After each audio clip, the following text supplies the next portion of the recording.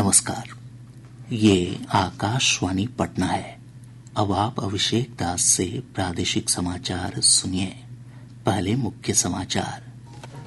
Supreme court ने बिहार में तांती ततवा जाति को अनुसूचित जाति की सूची से बाहर करने का आदेश दिया।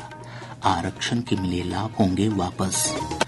विकासशील इंसान पार्टी के प्रमुख मुकेश सहनी के पिता जीतन सहनी की हत्या के मामले में एसटीएफ ने 4 संदिग्धों को हिरासत में लिया। केंद्र सरकार ने नीति आयोग का पुनर्गठन किया।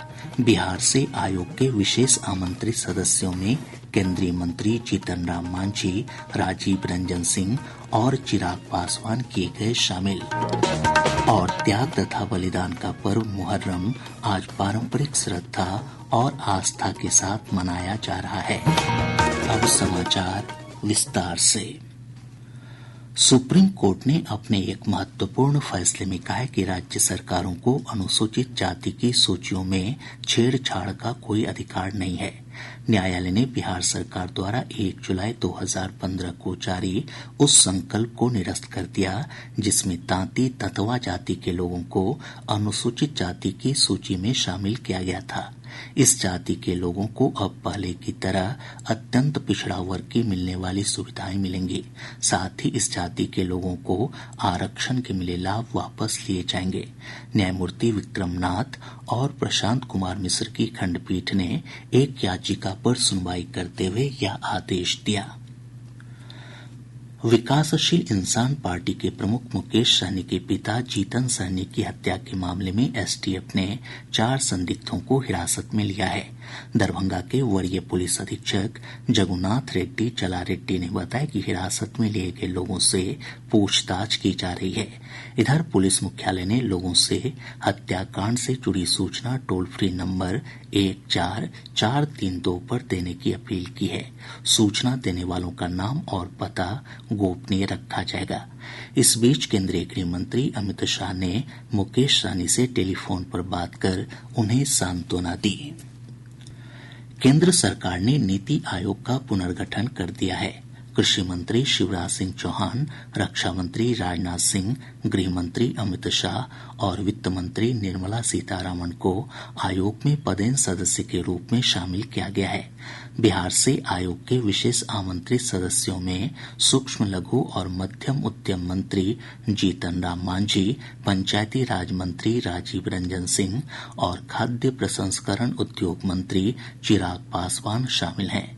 प्रधानमंत्री नीति आयोग के अध्यक्ष हैं और सुमन बेरी इसके उपाध्यक्ष हैं। बिहार विधानमंडल के मानसून सत्र का कार्यक्रम तय हो गया है। 5 दिवसीय सत्र की शुरुआत 22 जुलाई से होगी। यह सत्र 26 जुलाई तक चलेगा। दोनों सदनों में इस दौरान 5-5 बैठकें होंगी। सत्र के दौरान दोनों सदनों में 22 जुलाई को प्रथम अनुपूरक बजट पेश होगा। उप मुख्यमंत्री सह वित्त मंत्री सम्राट चौधरी ने कहा है कि केंद्र प्रायोजित सहित अन्य योजनाओं के समुचित कार्यान्वयन के लिए केंद्र सरकार से अतिरिक्त राशि की मांग की गई है। पटना में एक कार्यक्रम को संबोधित करते हुए श्री चौधरी ने कहा कि बजट पूर्व बैठक में राज्य की विभिन्न मांगों को केंद्रीय वित्त मंत्री के समक्ष रखा गया। उन्होंने बताया कि राज्य सरकार ने बाजार से निर्धारित मानक से 1% अतिरिक्त कर्ज लेने की अनुमति मांगी है।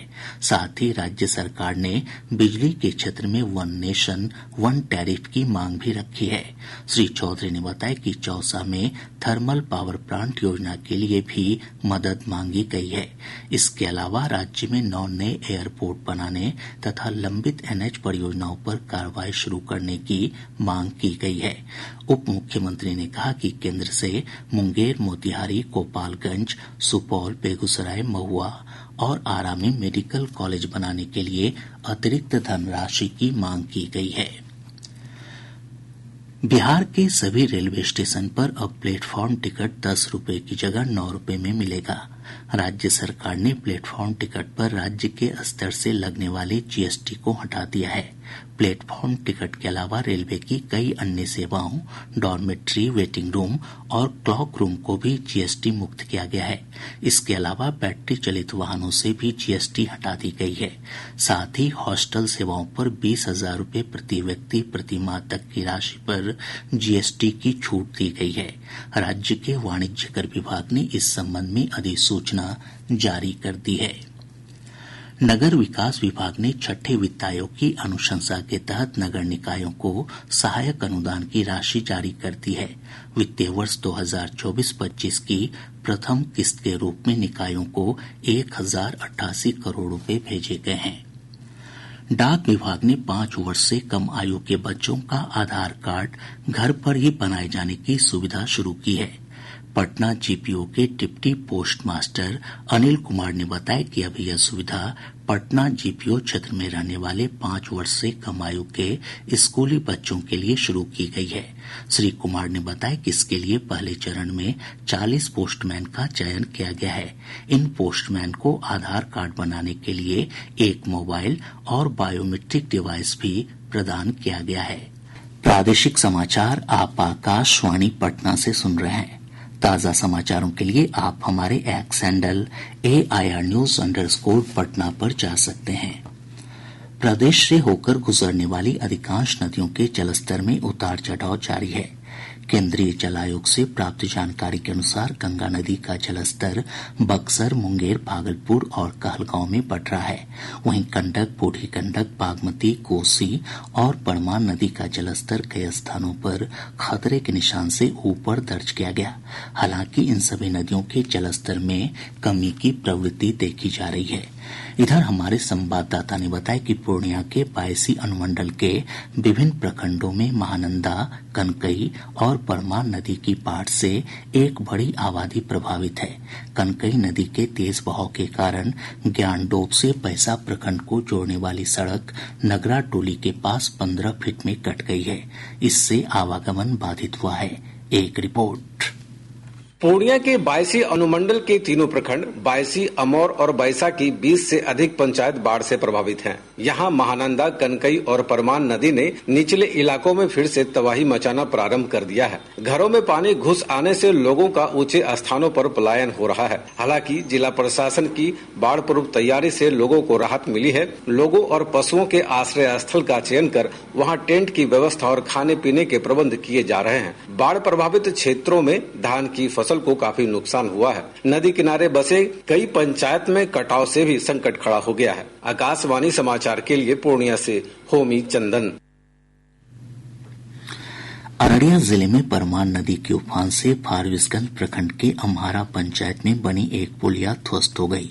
हमारे संवाददाता ने बताया कि इस पुलिया के ध्वस्त होने से लगभग 1.5 दर्जन गांव की 10,000 से अधिक की आबादी का आवागमन प्रभावित हुआ है। दूसरी तरफ मधुबनी के मैनाडीह में सोनी नदी पर स्थित चचरी पुल पानी के तेज बहाव में बह गया।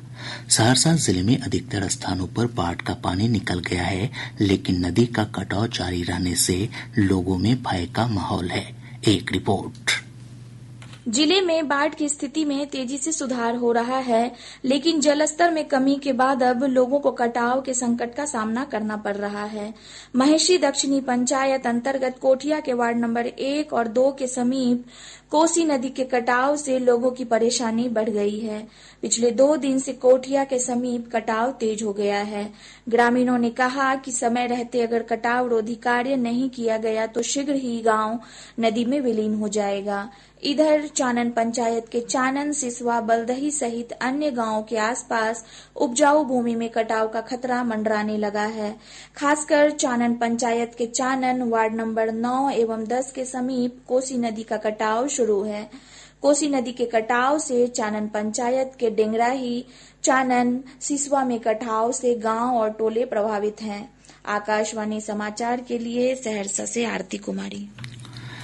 हमारे सुपौल संवाददाता ने बताया कि बाढ़ की स्थिति में सुधार होने के बावजूद कोसी तटबंध के 6 बिंदुओं पर दबाव अभी भी बना हुआ है। इधर पूर्वी चंपारण, पश्चिमी चंपारण, शिवहर, दरभंगा, सीतामढ़ी और भागलपुर जिले में बाढ़ की स्थिति में मामूली सुधार हुआ है। प्रदेश में मानसून की सक्रियता में कमी आई है। मौसम विज्ञान केंद्र पटना के वैज्ञानिक कुमार गौरव ने बताया कि अगले 48 घंटों के दौरान स्थानीय कारकों के प्रभाव से राज्य के उत्तरी हिस्सों में कुछ स्थानों पर बारिश की संभावना है। अगले 48 घंटों के दौरान उत्तर बिहार के कुछ स्थानों एवं दक्षिण बिहार के 1 या 2 स्थानों में हल्की से मध्यम स्तर की वर्षा होने का पूर्वानुमान है। मेघ गर्जन, वज्रपात प्रदेश के पूरब एवं उत्तर पश्चिम भागों के 1 या 2 स्थानों में होने की संभावना है। दक्षिण बिहार में इस दौरान सतही हवा की गति झोंकों के साथ 30 किलोमीटर घंटे रहने की भी संभावना है। अगले 48 घंटों के दौरान प्रदेश के अधिकतम तापमान में कोई विशेष परिवर्तन की संभावना नहीं है। आज यौम आशुरा यानी मुहर्रम है।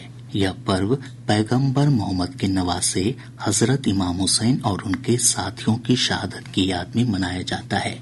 प्रदेश में इस अवसर पर ताजिया और मातमी जुलूस निकाले जा रहे हैं। साथ ही धार्मिक बैठकें और मजलिसें भी आयोजित की जा रही हैं।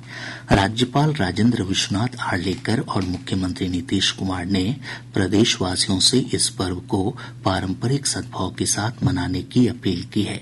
राज्यपाल ने अपने संदेश में कहा कि मुहर्रम हमें सत्य और न्याय के मार्ग पर चलते हुए जीवन के उच्च आदर्शों और मूल्यों की रक्षा करने की प्रेरणा देता है। मुख्यमंत्री नीतीश कुमार ने करबला के शहीदों और हजरत इमाम हुसैन की कुर्बानी को नमन करते हुए उन्हें श्रद्धांजलि अर्पित की है। इधर मुहर्रम को लेकर प्रदेश भर में सुरक्षा व्यवस्था कड़ी कर दी गई है। डाक विभाग की ओर से बिहार डाक सर्किल में ग्रामीण डाक सेवकों के 2558 पदों के लिए आवेदन आमंत्रित किए गए हैं। 10वीं पास उम्मीदवार इसके लिए आवेदन कर सकते हैं। आवेदन की प्रक्रिया 5 अगस्त तक चलेगी। योग्य उम्मीदवार डाक विभाग की आधिकारिक वेबसाइट पर जाकर ऑनलाइन आवेदन कर सकते हैं। अब पटना से प्रकाशित प्रमुख समाचार पत्रों की सुर्खियां। आज के सभी समाचार पत्रों ने वीआईपी प्रमुख मुकेश सहनी के पिता की हत्या से जुड़ी खबर को प्रमुखता से प्रकाशित किया है। हिन्दुस्तान लिखता है, मुकेश सहनी के पिता की हत्या, पैसे के लेन देन और धमकी का मुद्दा सामने आया। दैनिक जागरण ने इसी खबर को प्रमुखता देते हुए लिखा है, हत्या मामले में 4 संदिग्ध हिरासत में, पुलिस मुख्यालय ने दरभंगा भेजी एसटीएफ। दैनिक भास्कर ने सुप्रीम कोर्ट के फैसले को प्रमुखता देते हुए लिखा है, तांती ततवा अनुसूचित जाति के बाहर, आरक्षण के मिले लाभ वापस होंगे। प्रभात खबर ने लिखा है, तीसरे चरण की शिक्षक भर्ती परीक्षा में चाक चौबंद होगी व्यवस्था। राष्ट्रीय सहारा ने लिखा है, पूर्व विधायक गुलाब यादव और आईएएस अधिकारी संजीव हंस के ठिकानों पर ईडी की छापेमारी। आज समेत सभी समाचार पत्रों ने जम्मू कश्मीर में आतंकियों से मुठभेड़ में सेना के 4 जवानों की शहादत की खबर को प्रमुखता से प्रकाशित किया है। और अब अंत में मुख्य समाचार एक बार फिर। सुप्रीम कोर्ट ने बिहार में तांती ततवा जाति को अनुसूचित जाति की सूची से बाहर करने का आदेश दिया। आरक्षण के मिले लाभ होंगे वापस। विकासशील इंसान पार्टी के प्रमुख मुकेश सहनी के पिता जीतन सहनी की हत्या के मामले में एसटीएफ ने 4 संदिग्धों को हिरासत में लिया। केंद्र सरकार ने नीति आयोग का पुनर्गठन किया। बिहार से आयोग के विशेष आमंत्रित सदस्यों में केंद्रीय मंत्री जीतन राम मांझी, राजीव रंजन सिंह और चिराग पासवान किए गए शामिल। और त्याग तथा बलिदान का पर्व मुहर्रम आज पारंपरिक श्रद्धा और आस्था के साथ मनाया जा रहा है। इसके साथ ही आकाशवाणी पटना से प्रसारित प्रादेशिक समाचार का ये अंक समाप्त हुआ।